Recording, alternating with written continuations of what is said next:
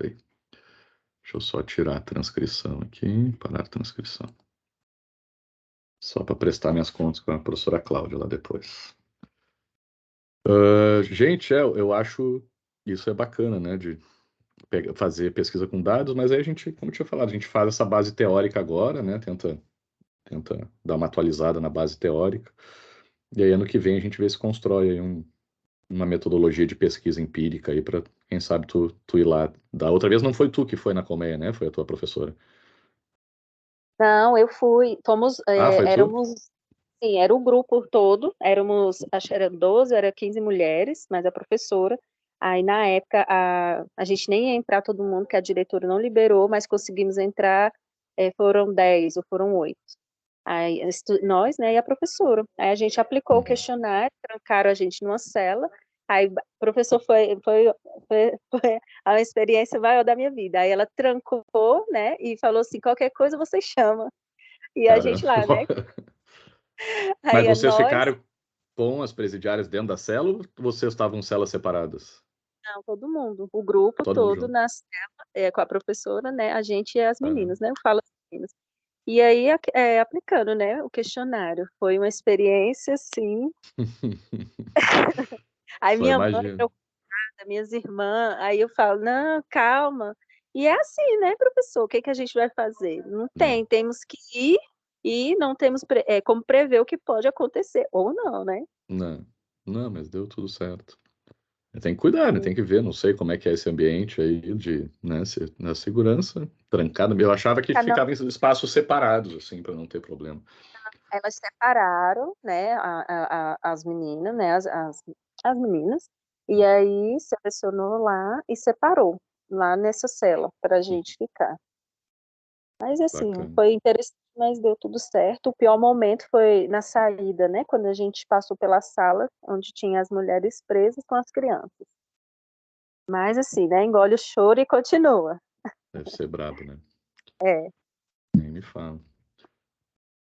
Mas é isso, gente. Pesquisa tem uma boa dose disso, da gente meio que se jogar, né? E se aventurar aí em espaços que às vezes a gente não está tão acostumado a ficar. Então, para também dividir aí com vocês um pouco, né, da experiência que eu estou tendo agora com uma pesquisa que eu estou fazendo lá na ENAP, na Escola Nacional de Administração Pública, sobre serviços públicos. Eu não sei se vocês todas aí conhecem uma plataforma que o governo federal montou, que chama gov.br, que é onde agora são oferecidos os serviços do governo federal. Eu participei, estou desde 2017 em pesquisas nessa área, né? Eu fui na época eram 15 pesquisadores que foram trabalhar lá na ENAP para mapear os serviços do governo federal. Na época a gente identificou 1.740 serviços, né, de todos os órgãos do governo federal. Tem muito órgão no Rio de Janeiro, espalhado pelo Brasil, então deu uma trabalheira. Foi 17, 18, acho que um pouquinho 19 pegou. Pegamos também, fizemos uma segunda fase que era só das instituições de ensino, né? Universidades federais, institutos federais. Então foi bem interessante. A professora Lilian, lá da Escola de Negócios, se eu não me engano, fazia parte da equipe de pesquisadores, foi lá que eu conheci ela, e por causa desse contato com ela é que eu vim parar no Projeção também, graças a essa pesquisa. Né, na época tinha um outro pesquisador que era Tarcísio, que eu acho que dava aula também no Direito, não dá mais, e o professor Leandro, que é o nosso professor de fora da instituição aqui, que é o professor externo, né, que também eu conheci ele lá nessa pesquisa. Aí depois, quando terminou essa pesquisa com a equipe toda lá, eu fui fazer uma pesquisa só minha, num programa que tem lá da ENAP, só para vocês terem uma ideia, que acho que é também importante vocês saberem disso, né, dessas oportunidades também de currículo e de renda, né? Eu ganhava, no primeiro edital que eu entrei lá para fazer essa pesquisa com a ENAP, eles pagavam acho que era 5 mil reais por mês, durante um ano, né, para fazer a pesquisa. Depois, agora eles deram uma baixada, eles diminuíram para 3 mil e estão fazendo 9 meses. Acho que agora o último edital que saiu, eu não me candidatei, porque eu ainda não terminei essa última, mas era 3 mil também para 12 meses. Né? E dá tempo, é uma coisa que dá tempo para a gente, dá para conciliar com outras atividades também, então é uma boa grana extra aí, né, para complementar. Eu fiz aí na primeira pesquisa que eu fiz para esse programa, eu comparei alguns serviços brasileiros, né, do governo federal, com serviços de outros países, né? Entrevistei gente, não sei se vou lembrar de todos, mas entrevistei do Reino Unido, da Dinamarca, da Finlândia, da Noruega, da Estônia, da Austrália. Tinha mais, não sei se vou lembrar de todos. Acho que foram esses. Entrevistei também um pessoal da Uber, do Nubank e da Wikipédia, né, para comparar com os serviços privados deles.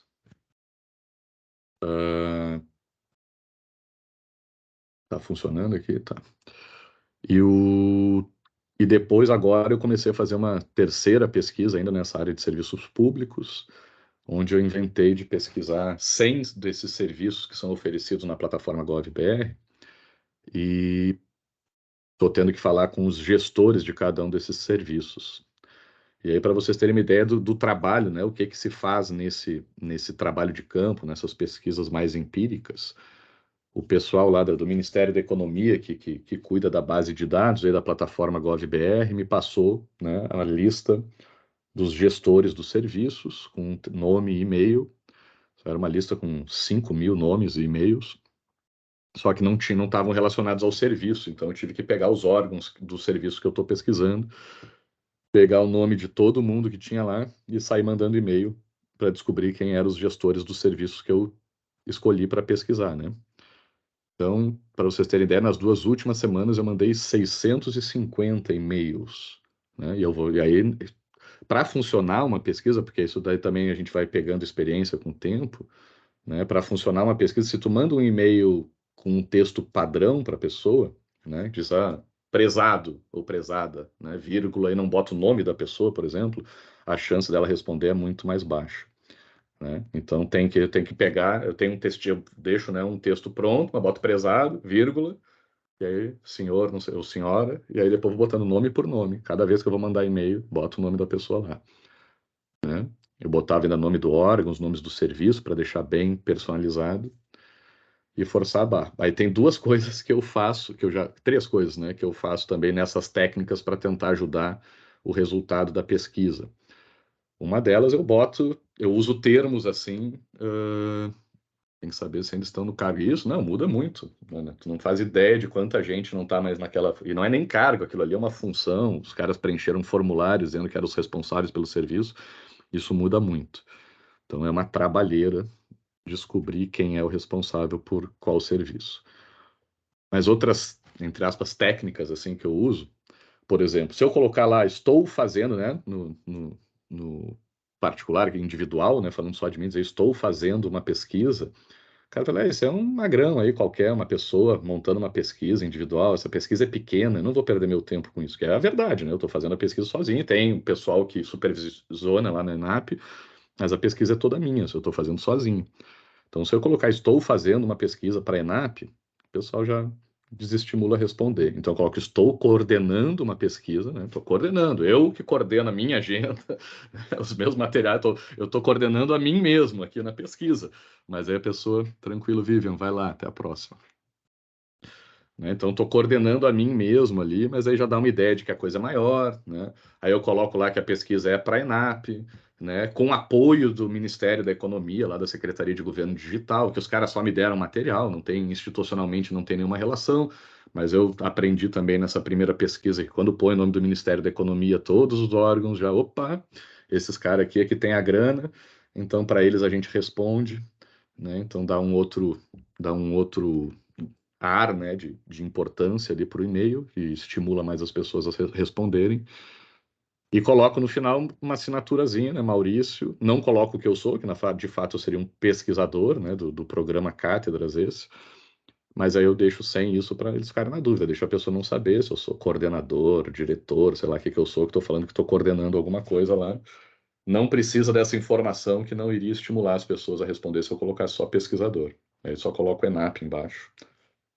Mas dá trabalho, viu, gente? Dá trabalho mesmo. Ah, e mando pelo e-mail, eu tenho um e-mail institucional lá da ENAP, mando pelo e-mail deles também, que ajuda bastante quando eles vêm. Se chegasse de um Gmail, também a resposta seria bem menor, né, do e-mail pessoal. Então, essas ideias aí, só para dar. E aí, tipo, pô, ficar respondendo, gente, é 100 e-mails de resposta por dia, e tem que ler, ver de qual é o assunto, pensar, responder, entender o que que é, agendar entrevista no Zoom. É uma coisa que dá muito, muito, muito trabalho ficar mandando e-mail, respondendo e-mail, né, quando tem uma pesquisa dessa dimensão, assim, com tantas pessoas, né? E outra coisa também é a cara de pau, né, de sair se jogando e dizendo, minha pesquisa é importante e tem que convencer os outros de que aquele trabalho que a gente está fazendo é importante para os outros participarem também com mais boa vontade, tá? Mas só eu queria fazer esse comentário, porque é um pouco de desabafo do que eu estou fazendo, e como tem a ver com pesquisa, achei que talvez pudesse interessar vocês. Mas vou cumprir minha promessa da semana passada, rápido aqui, para também não tomar muito tempo de vocês. Deixa eu compartilhar aqui minha tela com vocês para falar um pouquinho sobre a minha tese, né, que eu falei que ia comentar com vocês. Gente, quando eu compartilho minha tela aqui, eu não consigo ver o chat, tá? Então, se vocês quiserem, me chamem pelo microfone aí, ou quem está sem microfone, pede para alguém me chamar pelo microfone. O título da minha pesquisa era esse, era grande, mas isso é uma coisa que eu falo também bastante para os meus orientandos e orientandas agora, foi uma coisa que eu aprendi também. Eu sempre gostava de fazer títulos chamativos, sabe? Marqueteiro, assim, que venda, que estimule a pessoa a ler, então tinha que ser algum jogo de palavras, alguma coisa assim, mais, sabe? Título de livro, assim, que fique bonito, que instigue a pessoa a querer ler. Mas geralmente tomei pau das bancas e dos orientadores que eu tive quando eu fiz isso e me cobravam que eu fosse mais objetivo, mais frio, mais direto, sabe, na elaboração do título. Então, o título geralmente fala, o título principal, né, geralmente fala dos objetos da nossa pesquisa. Então, eu estava trabalhando dois conceitos, né, dois temas ao mesmo tempo. De um lado, estratégias de desenvolvimento, né, qual é a estratégia que um país usa para se desenvolver, e do outro lado, um recorte disso, né, que são políticas industriais, mas nesse caso aqui, a política industrial específica do setor de petróleo e gás. E aí esse é o título principal, né? Estratégia de desenvolvimento e política industrial de petróleo e gás são os dois temas que eu trabalhei na minha tese. Aí 2 pontos, vamos para o subtítulo, que é outra coisa que eu também tenho falado para o pessoal na orientação, que eu acho bacana quando funciona desse jeito, que fica bem definidinho. O subtítulo é um recorte, né? É um estreitamento desse tema. Não vou falar de qualquer estratégia de desenvolvimento e qualquer política industrial de petróleo e gás. Eu vou fazer uma comparação, aqui falando comparação já está minha metodologia, né? E já tem os 3 estudos de caso que eu fui comparar: Brasil, México e Noruega. E aí, então, eu vou para a parte que eu acho que é a mais importante de todas, como eu falei para vocês, né, que é saber bem a pergunta.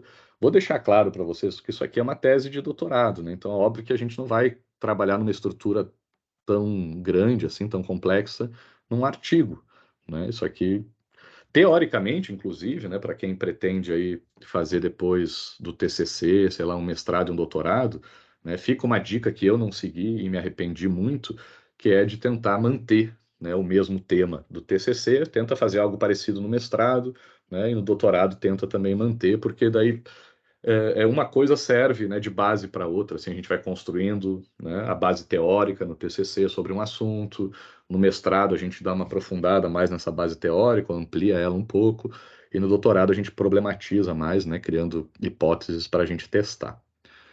Eu já tinha trabalhado um pouco esse tema de estratégia de desenvolvimento no meu mestrado, mas muito pouco, assim, no que eu consegui aproveitar. Mas é muito bom porque a gente poupa muito tempo quando a gente consegue fazer isso. Então, qual era a pergunta, né, da minha tese? Eu queria saber o que serve de base para a definição da política industrial de petróleo e gás em cada país, né? Como é que um país que tem um setor, né, de petróleo e gás importante define que tipo de política vai adotar para esse setor de petróleo e gás? E aí eu criei uma hipótese, né, que eu fui testar ao longo do meu trabalho. E a minha hipótese era de que a estratégia de desenvolvimento adotada por cada governo podia ser baseada em 2 perspectivas, né? Ou numa estratégia baseada no papel do Estado como principal agente de desenvolvimento, ou uma estratégia baseada no papel do mercado como principal agente de desenvolvimento. Para falar, né, uma linguagem mais do dia a dia aqui, não é a mais precisa, mas dá para a gente chamar disso, né? Seria uma estratégia de esquerda, né, baseada no Estado, inclusive por isso que eu botei meio de vermelhinho, e outra mais de direita, né, mais liberal, né, baseada no mercado, por isso que eu botei em azul. Então, qual era a minha hipótese, né? Que quando um país tem um governo de esquerda, né, ele vai adotar uma estratégia para tentar desenvolver o país todo, usando o Estado como propulsor desse desenvolvimento. E quando um país tem um governo de direita, né, vai tentar usar mecanismos de mercado, né, para tentar fazer o país se desenvolver. E isso se traduz na política industrial de petróleo e gás, né, também em duas estratégias específicas agora para a política industrial do setor de petróleo e gás. Numa, né, para os governos, né, que são de esquerda e que se baseiam no papel do Estado para desenvolver o país, vão usar esse Estado para intervir na economia, nesse setor, né, de petróleo e gás. Então vai ser uma estratégia intervencionista, onde o Estado vai estar se metendo nesse setor de forma mais ativa. Já os governos de direita, mais liberais, mais de mercado, vão adotar uma política industrial mais liberalizante, onde o Estado não vai se meter tanto, né, nas políticas industriais do setor de petróleo e gás. Como que eu vou testar isso, né? Como é que eu vou testar essa minha hipótese, né? Verificando os instrumentos de política industrial que cada país usou, né? Porque eu não posso, é muito subjetivo eu dizer se um governo usa uma estratégia intervencionista ou liberalizante só usando o conceito, o Estado está intervindo ou não está intervindo. Eu tenho que definir de forma mais objetiva como é que o Estado intervém ou como é que o Estado ou como é que o mercado mais livre atua dentro desse setor. Então, para o caso, né, específico lá do setor de petróleo e gás, geralmente, quando a política é mais intervencionista, a gente tem um mercado mais fechado, né, se adota uma empresa pública, como era o caso aqui da Petrobras, do México e também da Noruega, né, adota um modelo de partilha, que é uma coisa bem específica lá do setor de petróleo e gás, e se adota uma política de conteúdo nacional, que é privilegiar a contratação de empresas brasileiras. Por outro lado, quando se utiliza uma política mais liberal, mais de mercado, né, para o setor de petróleo e gás, então o mercado fica aberto, não é tão restrito, a empresa que explora petróleo geralmente passa a ser privada, ou as empresas, ao invés do modelo de partilha, se usa o modelo de concessão, que as empresas ganham uma margem maior de lucro aí na exploração, e ao invés do conteúdo nacional, de priorizar a contratação de empresas brasileiras, né, nacionais, no nosso caso, se contrata qualquer empresa do mundo que ofereça o melhor custo-benefício. E aí, o que que eu fiz? A parte mais interessante, que deu o melhor resultado, foi analisar a história, né, do setor de petróleo e gás nos três países. Então, vejam aqui que no Brasil, desde lá dos anos 30, com Getúlio, dos anos 50, desculpa, com Getúlio, quando ele monta, né, a Petrobras,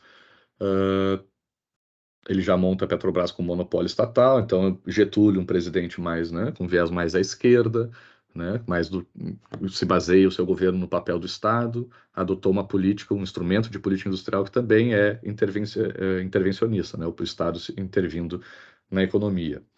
O Collor e o FHC, classifiquei aqui como, né, políticos mais alinhados, né, à estratégia de desenvolvimento usando o mercado, então ficou em azul, e adotaram, né, instrumentos também azuis, também liberalizantes, também de mercado.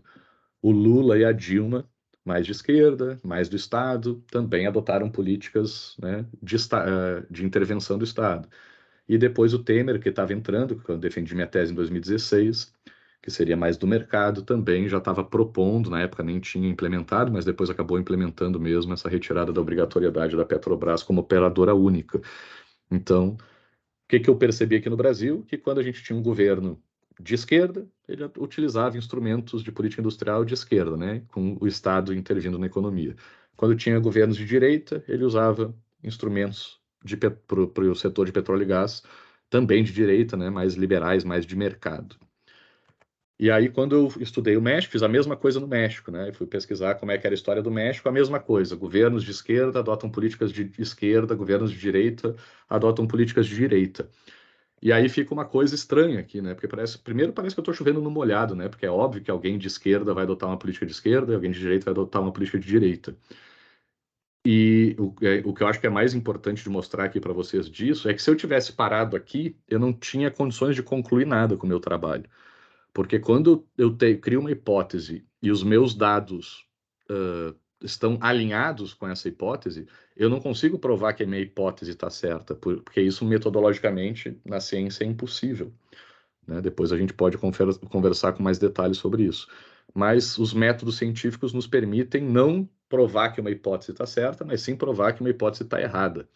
né? E é isso que a gente deve, portanto, tentar fazer quando a gente está trabalhando com hipóteses, que isso geralmente é mais no âmbito de tese de doutorado, e nem toda tese também necessita necessariamente ter, né, uma hipótese testada. Meus orientadores até diziam que era para ficar mais uma coisa teórica, que não tinha problema. Mas aí vai depender de cada caso. O que aconteceu, então? Se eu parasse aqui, eu não tinha encontrado nada. Assim, não tinha derrubado a hipótese, então não era muito interessante os resultados que eu encontrei. Mas aí olhem como que eu encontrei na Noruega. Na Noruega eu descobri que tinham governantes, lá no caso deles é primeiro-ministro, né, ou primeira-ministra, que eram de esquerda e adotaram políticas de direita. Primeiros ministros de direita adotando política de esquerda. Né? Isso constantemente ao longo da história do setor de petróleo e gás lá na Noruega. Caso não saiba, a Noruega é considerado o principal exemplo de país que conseguiu se desenvolver explorando petróleo. Né? Os caras, Noruega era meio país relativamente pobre para os padrões europeus até o começo dos anos 70 e passou a ser um dos países mais ricos e, além de mais ricos, né, também um dos mais igualitários, né, com maior desenvolvimento social também. Tudo com base no petróleo, na exploração desse setor de petróleo, e, claro, desenvolvendo outros setores junto, mas tudo como base o setor de petróleo e gás. Então, o que eu consegui aqui sim provar? Que no caso da Noruega, a minha hipótese estava errada. No caso da Noruega, não é a ideologia do governo que vai definir a política adotada para o setor de petróleo e gás.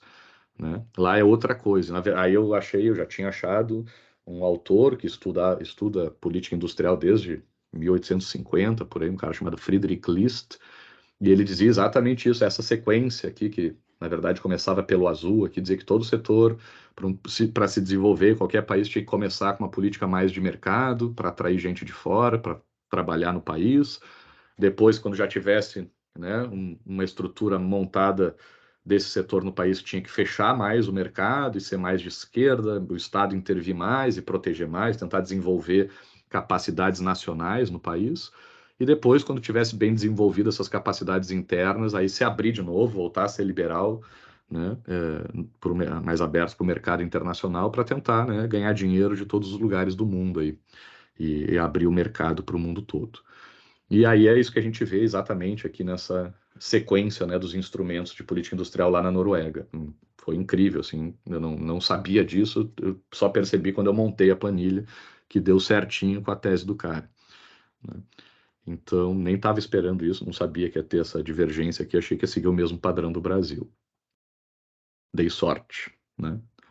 Então, principalmente eu queria mostrar para vocês era isso. Depois eu fiz, né, entrevistas, isso aqui é todo mundo que eu entrevistei, né, no Brasil, no México, na Noruega, né, ministérios, agências de desenvolvimento, a Agência Nacional de Petróleo aqui no Brasil, gente da Petrobras e das empresas lá também respectivas no México e na Noruega, e também representantes das empresas, né, do mercado, né, no caso aqui do Brasil, CNI, né, IBP, que é um instituto específico do setor de petróleo, ONIP também, que é muito forte no setor de petróleo, e entrevistei pessoas representantes de instituições equivalentes aí nesses outros dois países.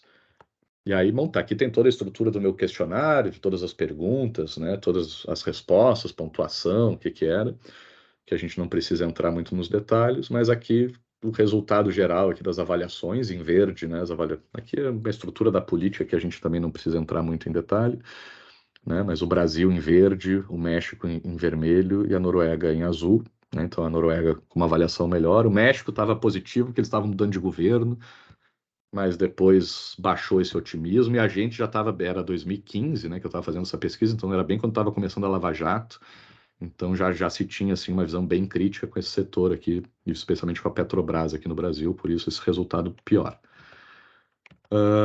E depois, cadê?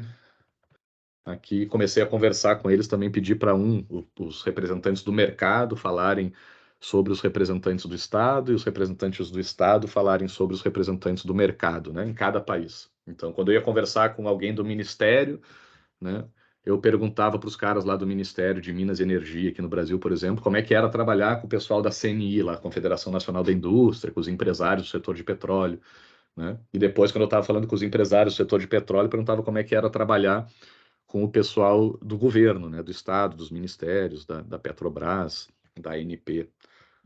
E aí no Brasil, aí depois eu tive que transcrever, né, fazer aquele trabalho que a gente estava falando lá no último encontro, né, de transcrição das entrevistas, que dá uma trabalheira. Fui eu mesmo sozinho que transcrevi todas as entrevistas. Ainda tinha entrevista em espanhol, entrevista em inglês, né, que também ficava mais difícil ainda. Transcrevi todas as entrevistas que eu fiz e aí pegando o texto delas escritos, eu ia marcando assim com aqueles destacadores ali como se fosse marca-texto no Word, né? Eu marcava em vermelhinho quando eu entendia que o significado de uma frase era uma pessoa falando mal da outra, né? Marcava em verde quando achava que estava falando bem da outra, e em amarelo quando era neutro. Aí somei todos os argumentos em vermelho, todos os argumentos em verde de cada um dos entrevistados, fui fazendo a média até concluir que no Brasil pouco mais de 15% dos comentários de um sobre o outro são positivos, né? Então mais de 80% de comentário negativo, enquanto na Noruega era mais de 80, era o contrário, né? Mais de 80% de comentários positivos sobre o outro. Quando perguntava sobre a sua própria participação, aí vejo que no Brasil o pessoal diz: não, eu participo legal, eu colaboro aqui nas reuniões que a gente faz, então eu ajudo, né? Subiu bastante o percentual de comentários positivos no Brasil, na Noruega e no México também. E o mais interessante aqui foi esse final aqui de como que né, o Estado percebia que era recebido pelo mercado quando propunha alguma coisa, alguma lei, alguma regulamentação, alguma coisa assim, e o mercado como achava que o Estado recebia também as propostas, né, que os representantes do mercado traziam. Aí, de novo, né, muito baixo aqui no Brasil, pouco mais de 20%, e na Noruega, incríveis 100%. Não teve um comentário em todas as entrevistas que eu fiz que um norueguês dissesse que o pessoal do outro lado não colaborava, né, não recebia bem as suas ideias, né? Então, uma mostra para mim a principal conclusão, deixa eu sair daqui, é de que lá na Noruega o pessoal tem uma ideia de que dá para trabalhar junto, né, representantes do Estado e do mercado, né? Então, lá, isso era muito claro nas entrevistas, quando eu falava com eles, eles diziam: olha, não, aqui quando a gente trabalha junto, todo mundo sai ganhando, né? O Estado ganha mais impostos, se desenvolve, gera emprego, paga menos seguro-desemprego, e entra um monte de receita para o Estado, e a empresa dizia: não, quando a gente trabalha com o Estado, eles nos ajudam, a gente consegue vender mais, ganhar mais dinheiro, né? Eles abrem novos mercados para a gente. Então, eles se viam como parceiros no negócio, né? Estado e mercado, lá na Noruega. E no México e no Brasil, quando eu falava com eles, diziam: não, a gente tem que lutar contra eles, porque o interesse deles é diferente do nosso, sabe? Eles querem uma coisa, a gente quer outra. Então, foi muito interessante essa perspectiva. Depois eu vou falar com a professora Vivian aí, que disse que queria falar de neoliberalismo, né? O professor Rodrigo deu uma brincada com ela ali, de que ela era comunista na último encontro que a gente teve. Mas eu acho que é uma perspectiva interessante da gente ver, aprender com quem está se desenvolvendo, né, economicamente e socialmente, né, de que é possível, sim, construir uma relação positiva, né, entre esses dois. Tranquilo, gente, fiquem à vontade aí para sair quando precisar. Tá? E também tem alguém, quem é que eu tenho um orientando que também vai falar sobre isso, não me lembro agora quem é, que também vai falar um pouco sobre estado de bem-estar social e neoliberalismo. Então, também essa ideia eu acho bacana aí para a gente entender, para mim foi um bom aprendizado. E queria mais dividir com vocês essa estrutura, né, para ver a importância da pergunta, como é que se monta uma hipótese, como é que se testa uma hipótese, né, para ver que é complicado fazer, é bem complicado fazer isso, não é fácil. E mesmo com toda aquela estrutura, com toda a pesquisa que eu fiz no Brasil e no México, quase que eu não chego a lugar nenhum, né, porque não, para ser bem preciso mesmo metodologicamente, eu não estaria alcançando nenhuma conclusão, nenhum resultado concreto. Foi o caso da Noruega ali, que por total sorte, por um acaso, que trouxe um elemento diferente e aí deu certo, né? Porque tem essa peculiaridade no método científico que a gente constrói uma hipótese para negar ela, para provar que ela está errada e não para provar que ela está certa. Isso é muito difícil da gente entender no começo, né? Eu demorei bastante para entender. Até hoje eu tenho dificuldade para montar uma hipótese, porque o certo a gente deve montar uma hipótese ao avesso, né? O contrário do que a gente quer dizer. Se vocês querem dizer uma coisa, monta uma hipótese que seja o contrário para vocês provarem que o contrário está errado. Essa é a melhor forma de defender metodologicamente uma ideia, né? De provar que uma ideia está certa, entre aspas, né? Que na verdade vai provar que o contrário é que está errado. Alguma dúvida, gente? Alguma curiosidade, alguma questão que vocês tenham aí sobre qualquer um desses elementos que eu apresentei?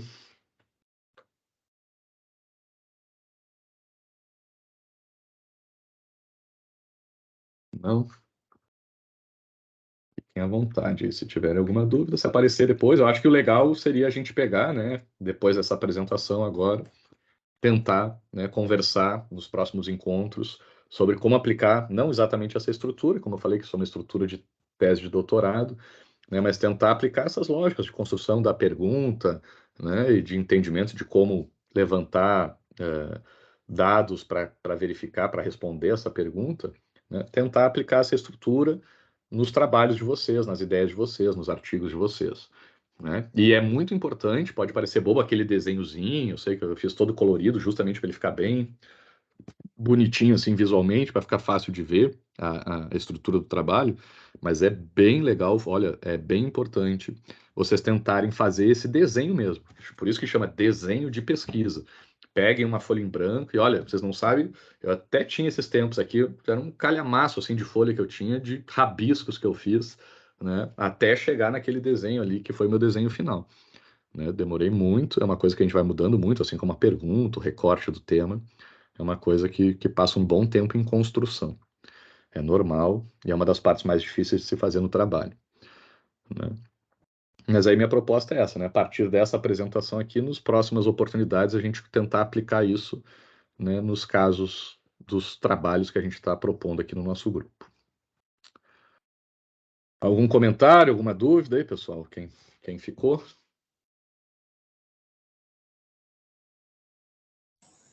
Nenhuma dúvida, professor. Valeu, Arthur. Então, bora lá, né, gente? Vamos sextar finalmente. Na verdade, eu não vou sextar muito, porque eu tenho que montar ainda minha aula de amanhã, que eu dou aula amanhã de manhã. Só vou sextar amanhã ao meio-dia, mesmo. É meu sabadá. Eu tô até agora no escritório também, saí daqui, vou para casa e amanhã de manhã tenho aula também. Então, Então, só amanhã depois de meio-dia junto tamo, comigo. tamo junto, Arthur. Então tá, pessoal. Ana, tá tudo bem, Ana? Beijo. Oi, Emily. Beijo. Te vejo amanhã, Emily, hein? Vai dormir cedo, guria. Avisa pra ela aí. Ela comigo. Oi? Faz o trabalho do Mané. Ela veio pra faculdade comigo pra fazer um trabalho do Mané. Esse Mamed dá muito trabalho aí pra vocês, né? Alexandre. Falou, José Henrique. Boa noite, gente. Bom final de semana pra vocês aí, bom descanso, tudo de bom.